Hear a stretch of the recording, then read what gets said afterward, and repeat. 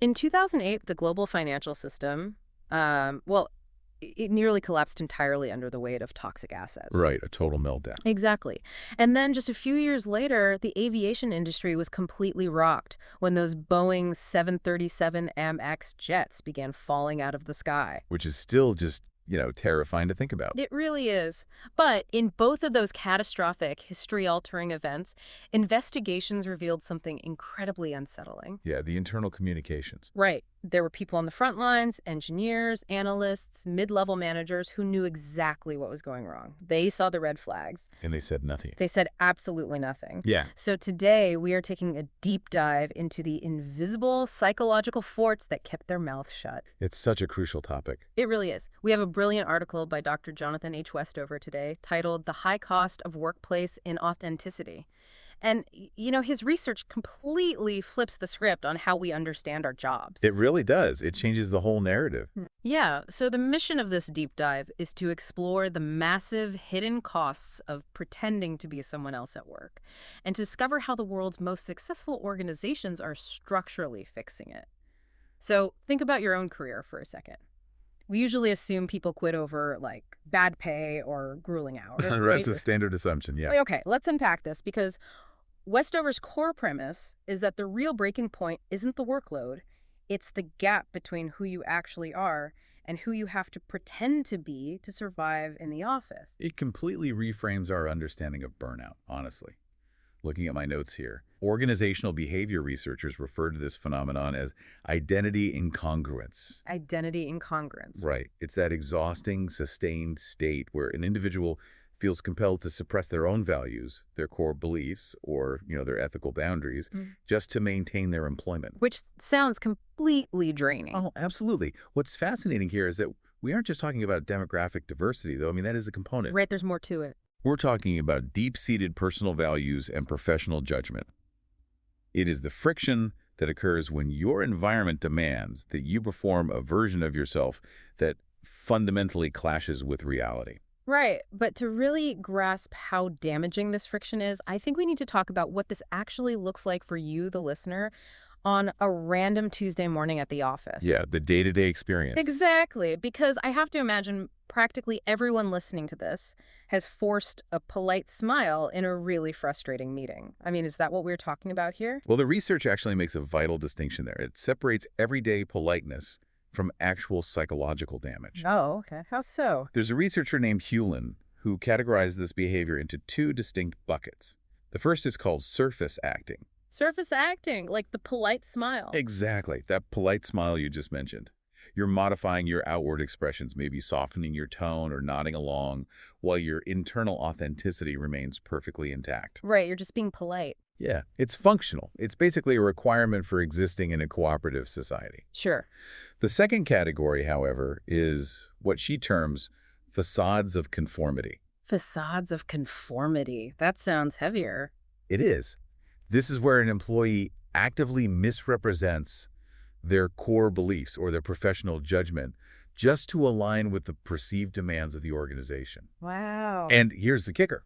According to Hewlin's research, an astonishing 50% of employees report engaging in these facades. 50%, half the workforce. Half the workforce. That is wild. But, I mean, if we look at the reality of corporate life, isn't a little bit of faking it just the definition of being a professional? Yeah. Like, to use an analogy, surface acting feels like putting on that standard customer service smile when you're tired. But what you're describing with a facade of conformity, that sounds less like a polite smile and more like undergoing a daily personality transplant. That's a great way to put it, actually. The distinction between a polite smile and a personality transplant gets right to the heart of the issue. A customer service smile is temporary. It's situational.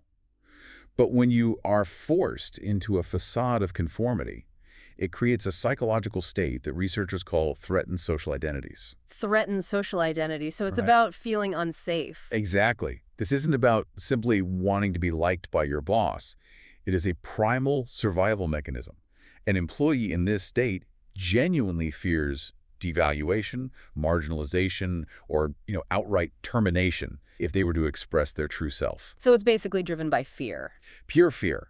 Imagine an environment that requires you to laugh at offensive humor that you find deeply appalling. Or, worse, forces you to stay quiet when you watch a critical safety protocol being ignored. Like the Boeing example. Exactly. At that point, self-presentation is no longer about professionalism. It becomes a direct threat to your psychological integrity. Man, when you spend 40 or 50 hours a week suppressing your core identity like that friction has to go somewhere. It definitely does. It doesn't just vanish. Because the human brain simply cannot sustain that kind of pressure indefinitely.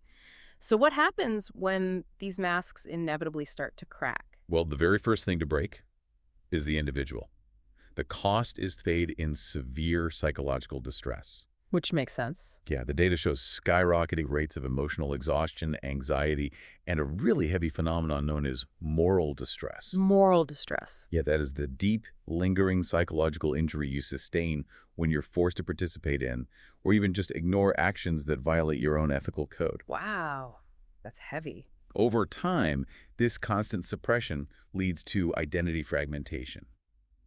The individual literally loses connection with their core self because they've spent the majority of their waking life actively denying it. That sounds absolutely debilitating on a personal level. It really is. But I would imagine, purely from a cynical corporate perspective, the company might think, hey, the employee is still showing up and playing the game. Right, the as long as the work gets done mentality. Exactly. So does playing that game at least pay off for their career? You think so, but this is where we see a fascinating and somewhat tragic paradox in the data. A study by Cable and colleagues found that suppressing your identity actually makes you significantly less promotable. Wait, less promotable? Yep. That seems totally backward. You would assume that conforming perfectly to the exact corporate mold the company wants would put you on the fast track to leadership. It totally seems counterintuitive until you look at the mechanics of cognitive load. Okay, cognitive load. Walk me through that. Well, maintaining a complex facade requires immense constant mental energy. It is an active, ongoing process of self-monitoring. Constantly watching your step. Right. Every ounce of brain power an employee spends policing their tone, hiding their values, or feigning agreement, that is energy they cannot use for creative problem-solving, strategic thinking, or going above and beyond. Oh, wow. So they're just running out of mental RAM. Exactly. Consequently, they become less distinct, less innovative, and ultimately less effective in their actual roles.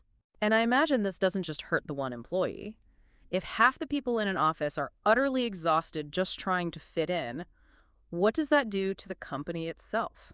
The organizational damage is staggering. The text points to a massive drop in what researchers call organizational citizenship behaviors. What are those exactly? Those are the voluntary extra-mile actions that make companies great. Mentoring a junior colleague, pitching a wild new idea, or just staying late to fix a bug no one else noticed. The stuff that isn't strictly in the job description. Exactly. When people are exhausted by conformity, those behaviors vanish entirely. And on top of that, organizations that fail to support authenticity suffer a 20% higher voluntary turnover rate. 20%? Yeah, the talent simply leaves. Which brings us back to the people who stay, and those massive disasters we talked about at the very beginning. The financial crisis, the Boeing 737 MA. If we connect this to the bigger picture, an organization that demands strict conformity is systematically dismantling its own early warning systems. That makes perfect sense. Yeah, it creates a terrifying phenomenon called organizational silence.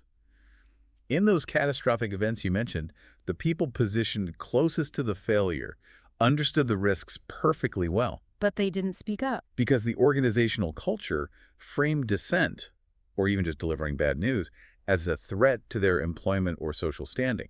So they withheld the information. It's like a homeowner deciding to turn off all their smoke alarms just because a little blinking light is annoying to look at. That is exactly it. I mean, the house feels incredibly peaceful and quiet right up until the moment the roof caves in from the fire. The smoke alarm metaphor illustrates the danger perfectly.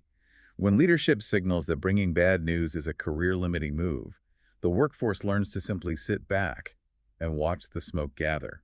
They entirely disengage their professional judgment. So we have to pause here and ask a really uncomfortable question. Okay. If this culture of inauthenticity causes widespread burnout, stunts careers, drives away top talent, and literally causes multi-billion-dollar, history-altering catastrophes, why are so many companies still actively creating environments that demand it? It's a great question. And it's rarely a conscious, malicious choice by leadership. Really? Yeah.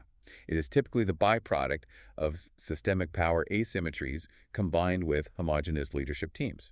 Okay, homogenous leadership. When a leadership group lacks cognitive or demographic diversity, they naturally and often unconsciously develop really rigid, implicit norms. A landmark study by Phillips and Lloyd found that homogeneous groups exert drastically stronger conformity pressure than diverse groups. So they just naturally push people to fit in. Right, they punish dissent far more severely because difference feels like an attack on their shared reality.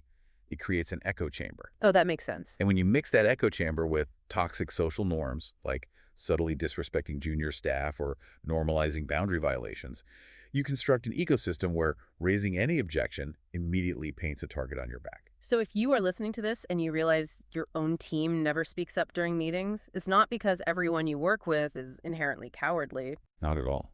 It's because the environment itself has been perfectly calibrated to punish the truth. Yes. The silence is actually a highly rational response to an irrational, dangerous environment. Wow. This ties directly into Harvard professor Amy Edmondson's concept of psychological safety. Now, psychological safety isn't about just being nice or lowering standards. Right, it's not about coddling people. Exactly. It is the shared belief that a team is safe for interpersonal risk-taking. Edmondson's research shows that lower status members of a hierarchy are acutely aware of these risks, and they're the most likely to self-silence. Because they have the most to lose. Right, and this climate is entirely dictated by leadership. If a CEO or a director shows ethical ambiguity or gets defensive when a junior analyst questions a metric, that fear cascades instantly down the entire organizational chart. Which means telling employees to just be braver is completely useless. Completely useless. The fix has to start at the top. We have to dismantle the fear. And the deep dive gives us some incredible evidence-based blueprints for how the best companies actually do this, starting with leadership vulnerability and procedural justice. Vulnerability from leadership is the foundational requirement here. You cannot mandate authenticity. You have to model it. Right. A prime example from the text is Pixar's Brain Trust. Have you heard of this? A little bit, yeah. So when filmmakers at Pixar hit a roadblock, they present their raw, unfinished work to a room of their peers. The explicit goal is to receive candid, often brutal, rigorous criticism. Which sounds terrifying. It does. But the mechanism that makes it work is that senior leaders attend these sessions as peers, not as bosses. Right. They literally leave their titles at the door. Oh, wow. They model receptivity to criticism and openly acknowledge their own uncertainties. That proves to the entire room that rank does not protect anyone's ideas from scrutiny.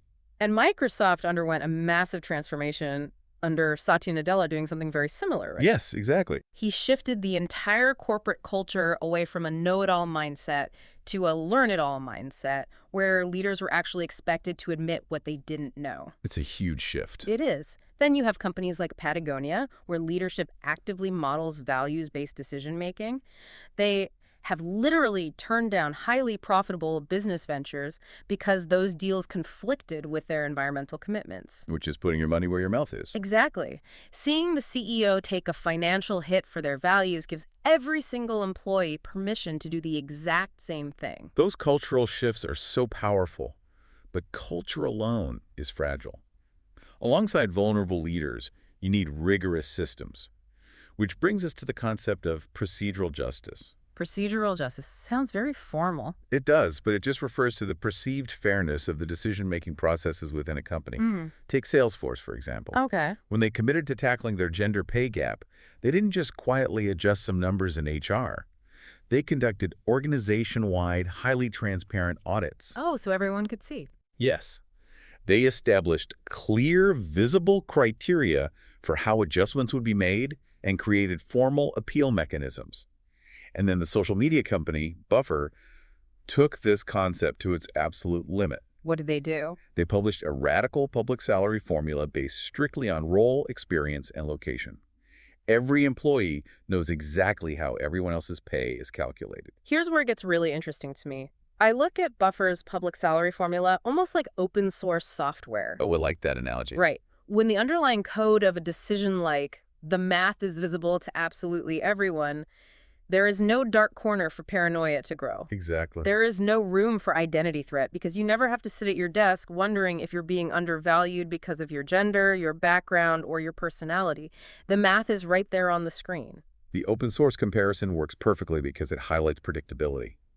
Research consistently shows that procedural justice, knowing the underlying process is fair and transparent, predicts an employee's willingness to use their voice. Even if they don't get what they want. Yes, even in situations where they actually disagree with the final outcome. People don't require that they get their way every single time. What they require is the knowledge that the game isn't rigged against them. That is such a crucial distinction. When the criteria for success and failure are transparent, advocating for yourself or raising a dissenting opinion is no longer a personal identity-level risk. It is just business conversation. Okay, but as great as transparent leaders and fair processes are, the research takes a fascinating turn here. It does. Because nice leaders and good intentions are great on a Tuesday when everything is fine, but when millions of dollars are on the line or a deadline is looming, good intentions evaporate. They vanish. Yeah. Organizations actually need structural armor. They need hard, built-in operational mechanisms that literally force dissent into the open, regardless of how the manager feels about it. Structural armor ensures that authenticity doesn't require an employee to be a martyr. It operationalizes dissent. A fascinating example is the hedge fund Bridgewater Associates. They utilize a system for thoughtful disagreement, supported by a proprietary tool called the dot collector. The dot collector? Yeah, during meetings, employees use iPads to literally rate each other's reasoning and logic in real time, completely irrespective of hierarchy. Wait, really? Yes. A junior analyst can grade the CEO's logic as flawed, and it goes right on the board. That is incredible. Google also utilized the findings from their massive Project Aristotle to create specific behavioral scripts for their teams. They gave managers exact, standardized language to navigate disagreements productively, ensuring that psychological safety was baked right into the workflow. It wasn't left to chance. The structural armor that really blew my mind, though, was the nursing example, the SBI protocols. Oh, yeah. Which stands for Situation, Background, Assessment, Recommendation. Right. The medical field is incredibly hierarchical, and nurses have historically been silenced by aggressive doctors. So the industry trained nurses to use this specific, rigid communication structure. When a nurse sees a doctor making a mistake, they don't have to mount a personal challenge. They just initiate an SBR. It completely depersonalizes the conflict. Takes the ego out of it entirely. Exactly. IBM did something similar by creating formal distinguished engineer roles where challenging executive technical decisions is literally the job description. Yeah. The VA instituted massive systemic whistleblower protections. It is all about building systems where the truth is structurally safe to speak. The protocols and roles are vital, but the ultimate structural armor, and perhaps the most counterintuitive finding in this entire body of organizational research, comes down to financial and career security. Okay, I'm listening. Specifically, it is the power of the exit. Organizations that want to cultivate true, unvarnished authenticity actually have to make it incredibly safe for their people to leave. Wait, let me make sure I'm following the logic here. Sure. To get employees to be deeply authentic, fully engaged, and fiercely committed to the company's success. Companies like Netflix and major teaching hospitals are actively building systems to help them leave. This raises an important question about the nature of human agency. Yeah, because it sounds crazy. It sounds like a total contradiction, I know. But consider the mechanics of conformity we discussed earlier with the facades. Identity suppression intensifies precisely when people feel trapped. When an employee perceives they have no alternative employment options or they fear imminent financial ruin, their mask gets superglued to their face. Because they have to survive. Exactly. Netflix counters this by paying top-of-market salaries and offering incredibly generous severance packages if things don't work out. LinkedIn aggressively promotes internal mobility and maintains strong, supportive alumni networks for people who move on to other companies. That's fascinating. Some major teaching hospitals have even begun providing confidential exit counseling for doctors who are experiencing deep moral distress. They actively help them transition to different practices without ruining their careers. Because if you are sitting at your desk, terrified of losing your livelihood and unable to pay your mortgage, you will say whatever the boss wants you to say. He'll say anything. You will fake the quarterly numbers, you will ignore the glaring safety hazard on the factory floor, and you will bury your true self just to survive. Absolutely. But if you know you have a safety net, if you know you can walk away tomorrow with your dignity and your finances totally intact, suddenly the calculation changes. It completely flips. You don't have to lie anymore. When you remove the desperation, choices become genuine. A worker's voice becomes truly authentic. That frontline engineer speaks up about the fatal flaw in the airplane design because they aren't terrified that their family will starve if management fires them for it. Right. Organizations that provide this level of security are not pushing their talent out the door. They are removing the paralyzing fear of the door. And in doing so, they unlock the most honest, innovative, and dedicated work out of the people who freely choose to stay. So what does this all mean? If you take all these notes, all these case studies from Google and Pixar, the SBIR protocols, and the research on cognitive load, it points to one inescapable conclusion. It does. Workplace authenticity is not some soft luxury HR buzzword reserved for corporate retreats. No, not at all. It is a hard, measurable, strategic imperative. It is the literal difference between a team that innovates and a team that stagnates. It is the difference between catching a fatal flaw in an airplane design and letting it go to market because nobody wanted to accept the project manager. Exactly right. You shouldn't have to quit the person you are just to survive your job. And the organizations that actually understand that, the ones building the structural armor to protect their people's true identities, are the ones that are going to win the future. The organizational implications are clear, and they are heavily supported by the data. But, if we zoom out one final time, beyond the corporate structures and profit margins, there's a lingering thought that this research provokes. What's that? We have established that the average adult spends the vast majority of their waking life at work.